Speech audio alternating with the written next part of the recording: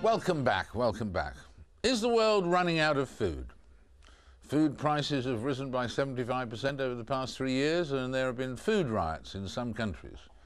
A number of reasons for that, of course. Poor harvests brought about by drought conditions in parts of the world which some scientists claim are down to global warming.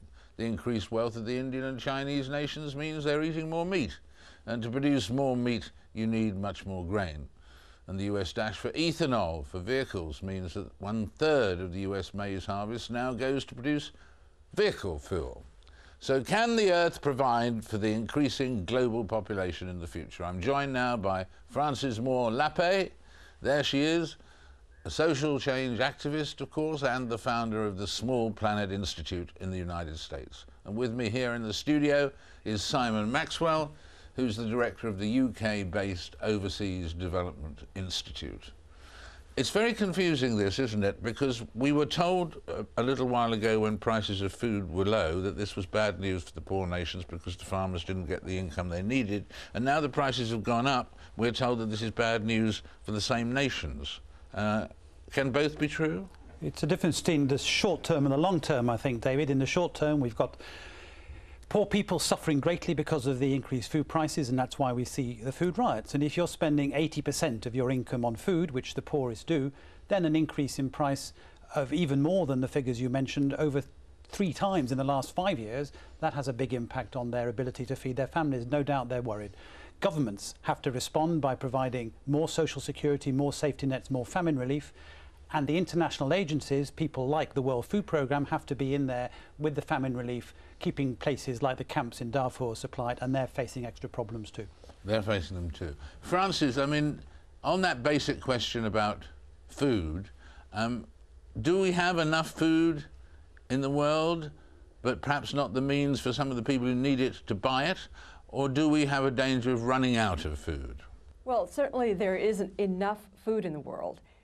Yes, we are in danger already. I mean, over 850 million people are experiencing food hunger at this point. So, yes, we will continue to have more hungry people until we dig to the root of the problem. And for me, it's helpful to look at it this way, that hunger is a result not of a scarcity of food, but of a scarcity of democracy. And by that I mean that increasingly there is private power consolidated, having too much decision-making over the public good, including the right to eat. And until we address that, we will continue to face worsening hunger. And who are the guilty private factors there? Well, what I'm suggesting here is that we have bought into the idea that there's only one way to run an economy, and that is by highest return to existing wealth. That then ends up, as we see on a global level or within a country like ours, increasing concentration of economic wherewithal, so that the gap between the richest 20% and the poorest 20% has doubled in a generation. And in this country, the gap between the CEO salary and the worker has leapt by tenfold in a generation. So you see this growing inequality worldwide. And so people do not have access to buy the food that is needed. And so, yes, there is food scarcity for them. And do you think this problem of the food prices, the height of the food prices, will continue long term, as you were saying, or medium term, or only short term? Well, our research at the Overseas Development Institute does show that food prices are unlikely to come down in the next 10 years. But on this point that Frances makes, we have a traditional view of small farmers feeding themselves and feeding their neighbours. The world's changing very fast, isn't it? We know that there are now more people living in towns than there are in the countryside. In India alone, there'll be 300 million more people living in towns by 2020. We need a modern and sophisticated supply chain and a food system to feed them. And here's an interesting fact, that in the UK, 9 out of every 10 people who work in the food industry work off the farm. So we have supermarkets driving change. We have a very much more sophisticated and complex food system. What we need to make sure is that that food system develops over the next decade or two to deal with food shortages. And what about the magic situation of, or not so magic situation, of GM? Can GM help, or is that, in your opinion, a distraction, or even worse, a no-no? What do you think, Frances? I think it's a distraction. I think it's a dangerous one because it diverts us from this fundamental question of who has access to food-producing resources and who has the income to buy the food. So and of course it is a disaster from the point of view of biodiversity and the unknown risk that we're taking needlessly. I just want to underscore here that in response to what was just said by the other guest, that this small family farmer throughout the world has proven to be the most productive and certainly the most sustainable in terms of protecting our biodiversity, which is our long-term food security.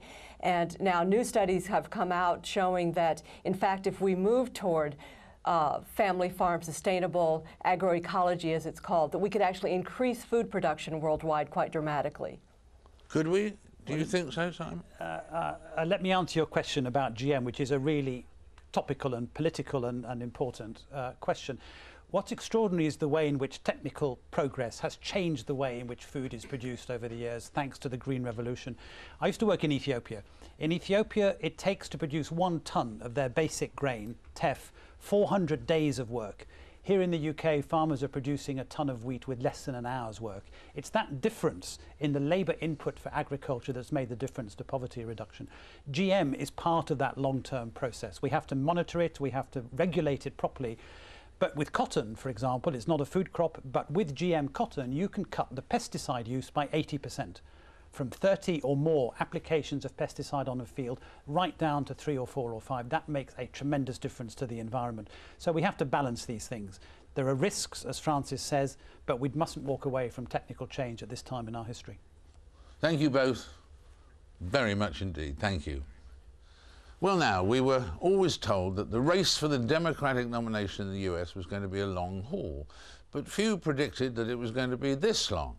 What started in the January snows of Iowa, and a lot of preparation before that, looks set to run through to the heat of Montana in June, and perhaps beyond that all the way to August convention in Denver. Now, is a healthy contest good for the Democrats, or is the sight of Hillary and Barack at each other's throats just a gift to Republican John McCain? I'm joined now by top US pollster Frank Luntz. And Frank, welcome very much. I want to begin by showing a clip of you in action on this very program on Frost Over the World last September. And I want you all to take a look at this because it shows, well, this is Frank talking, Frank's prediction. Here he is, the Nostradamus of pollsters. What I'm suggesting is that for the first time since 1976, by the time you get to the last primary, on one or the other side, Republican or Democrat, it will not be wrapped up. I think for the first time this election is so close that we will have a political nomination that will still be in doubt as we get to the summer. There you are. That's amazing, amazing prediction there, because that was before other people were all saying that, wasn't it? And you were saying one party or the other. At that stage, it could have been either, could it, that was battling away? You looked at both parties and you saw that the public was really paying attention to the campaign and wanted to wait to make their final decisions. They wanted to weigh the candidates, to think about the issues. And this is not typical of American politics. Most Americans up until this time didn't care. And now they care deeply, they want to get it right, and they're very afraid that a candidate that they've chosen will disappoint them. That's why the Democratic race continues, and why I think it's going not just into April, which we're into now, we're going into May, and maybe even into June. How do you see the Democratic scenario now, then? Barack Obama continues to gain support. Hillary Clinton has a base that she won't fall beneath. I do believe that she wins Pennsylvania. It's her kind of state. Rural voters, middle class, lower middle class. It's an older state. It's a more urban state, places where she has done well. But Obama seems to be collecting, picking up delegates, picking up superdelegates, and raising his profile nationwide. I don't see how she beats him. I just don't. But she's got a great organization in Pennsylvania. She's got Governor Ed Rendell supporting her. She's got the political establishment. And this is a woman who doesn't quit. She doesn't give up. If she were on the Titanic, she would have stayed on the ship until it went down. If she was on, I don't have another analogy, but she doesn't give up, and you got to give her credit for that. At the moment, you're thinking, in fact, that from what you say, that Barack Obama will prevail. Yes, I believe this in the Democratic race. Yes, I believe this will be a McCain-Obama race, and I believe that Obama has the edge because in the United States, by a 14-point gap, the American people want a Democratic president over a Republican president. By a 3-to-1 gap, Democrats are raising more money than Republicans. By a 2.5-to-1 gap, Democrats are registering more voters than Republicans. But I mean, is there any danger that these candidates will run out of money in the candidate race or not? There's a good question. There's no danger in Obama's case because everybody is donating to him.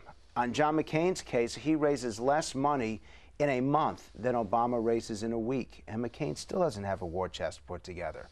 Republicans have kept their wallets shut because they're not sure whether he's a good investment. Well, now, how about this, that people say that this is really damaging this race for the Democrats because it's leaving the way open to McCain and the Republicans to cash in. Yeah, but they don't seem to have done so yet. They don't seem to have any great campaigns to show how beleaguered the Democrats are or anything. Hillary Clinton had a private meeting with Barack Obama and said, look, let's just pretend that we like each other. It worked for me and Bill for the last 20 years.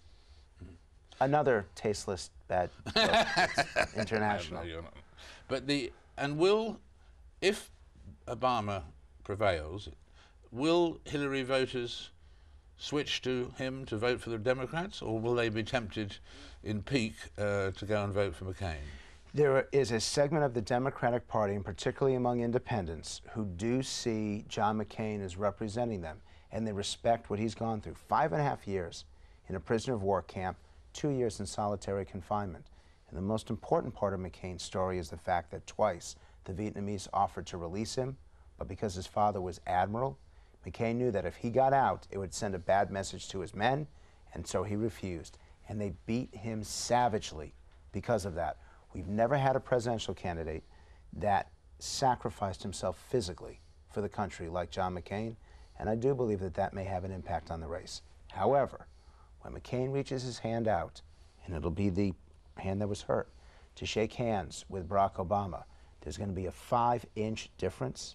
There's going to be a 25-year difference, and that may come back to haunt John McCain. Or I suppose youth versus experience, it might help him. Unlikely, but it might. But Americans tend, and I realize that Ronald Reagan in 1984 was the exception with Walter Mondale, but Americans tend to vote for the younger candidate. They tend to appreciate enthusiasm and energy and excitement over wisdom and experience. There's one caveat to that. We have an economy that is very weak. We have a foreign policy that is very unsettled. And in times like this, in these rare times, Americans do tend to prefer the experience. That's why you can't call this race. Frank Luntz with us again there. My thanks to all our guests, including, of course, Frank. Join me again in 7 days for another Frost Over the Wall.